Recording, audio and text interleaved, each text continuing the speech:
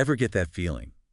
Like when you look at the world and just think, man, what this needs is a little motherly wisdom. You know what I Yeah, mean? like the world needs a good time out in the corner. Exactly.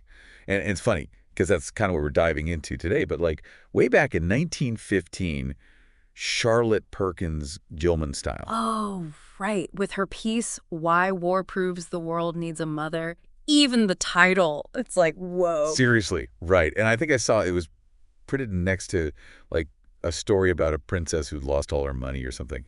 Buried the lead Talk mom. about burying the lead. But that's Gilman for you, Yeah. always cutting to the chase. And the thing is, she doesn't just say, oh, men messed up again. It's way deeper than that. She connects it back to that whole separate spheres thing. Which, for anyone who missed that history class, can you give us a quick, like, back in my day on what Yeah. that even means? Basically, imagine 1915. It wasn't even a question. Men had their world, women had theirs. You were a wife, a mother, you took care of the home, that was it. Public life, forget it. Politics, business, all that jazz. Off limits. Yeah. Exactly. Considered man's domain. So wait, women are literally raising the next generation of, like, Yeah. everyone, instilling values, all that, but then someone saying their insights don't matter for the big picture. Pretty much. And Gilman's like, hold up. You want us to nurture these kids, but then you shut us out of the systems that need it most.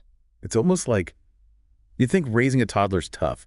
Try the entire world that's forgotten how to share. Totally. But the cool thing is, she doesn't just complain. She's got this bold idea. Motherhood.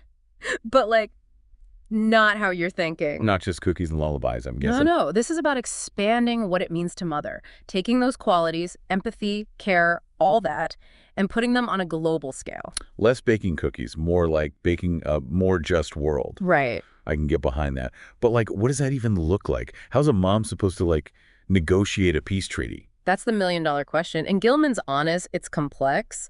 But she says women, because of what they go through, what they see, they've got different answers. Makes sense. Who better to understand, like, cooperation, talking things out, than someone who's raised kids? Exactly. It's like she's saying, we've been doing this on hard mode our whole life. Let us show you how it's done. And that's where war gets interesting, because she ties that to masculine versus feminine energy. Ooh, spicy. Tell me more. Well, keep in mind, 1915, the world's about to go through it with war. And here's Gilman saying, war itself, that's a male instinct problem. It's all this dominance, this conquest. She says it's the opposite of what a civilization should be. So it's deeper than just war is bad. It's like she's saying the whole system that makes heroes out of, like, aggression, that's the problem. Right on the money. And for Gilman, this wasn't just some, I don't know, theoretical thing. This was personal, Women were living the consequences of war. Because they were always the ones left to clean out the mess. Literally. Absolutely. And figuratively, let's not forget that.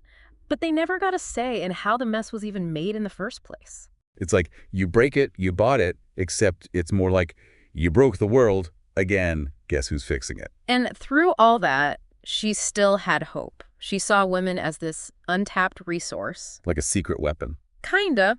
But not just about, oh, women should be in charge now. It was more their experience with nurturing, with working together. That was the key to a better world. So less about taking over, more like a total system upgrade. Exactly. She even compares the world to, get this, a neglected child. Mm-hmm. Really powerful image. Oh, okay. I see where she's going with this. Humanity is struggling, she's saying, because we've missed that motherly touch, We value winning over working together, bossing around over talking it out. Short-term gains, not the long game. Right. So, okay, what does a world run on mom logic even look like, practically speaking? For one, imagine diplomacy isn't the last resort, but the first. Solving fights by understanding, not just who's got the bigger stick. Okay, yeah, I can see that. And it's not just, like, countries, right? This is how we build our economies, how we treat the planet. It's everything. Imagine the economy valuing caregiving as much as, like, stock trading. Putting sustainability, the future, ahead of quick profits. It's like she's saying, forget just measuring money. What about well-being? Fairness. Having a real shot in life. And that's why she still matters today, even if some of the language is old-fashioned.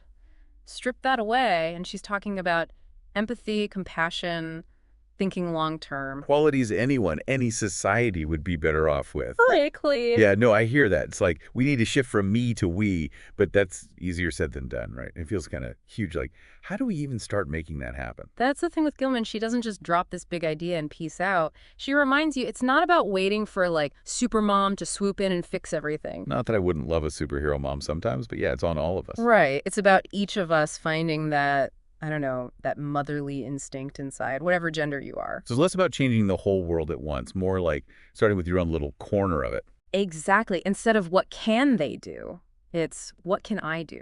Maybe it's just thinking how my choices affect others. Or like when you see something messed up, you actually say something. Yeah. Or even just being a little kinder, day-to-day stuff. Like that ripple effect, right? Yeah. Small stuff can snowball into something big. Totally. The more we live by those things Gilman talked about, the empathy, the caring, the working together, it's like we shift everyone's thinking. It becomes normal, not some crazy idea. So as we wrap this up, it's like, yeah, we've got work to do, but it's not hopeless either. We can all be part of mothering the world, making it a place where everyone feels like they matter. And maybe, just maybe, if we can shift our thinking, embrace those qualities that have been pushed aside for too long, who knows what we could accomplish. Now that's something worth thinking about. Thanks for joining us for this deep dive into Charlotte Perkins Gilman, always a mind bender. Until next time, keep those motherly vibes going strong, and let's see what kind of world we can create, eh? I folded the calendar on December 20, 2012. A date that frustrated physicists, perhaps because all timelines merged. It's the end of the world, said the Mayans. Tenet, the same, backward, forward, tenet. I folded our calendar, folded on December 20, 2012. Now all dates in the future have a mirror. Easter Sunday 2024 meets September 11, 2001. A programmatic reality, a functional story.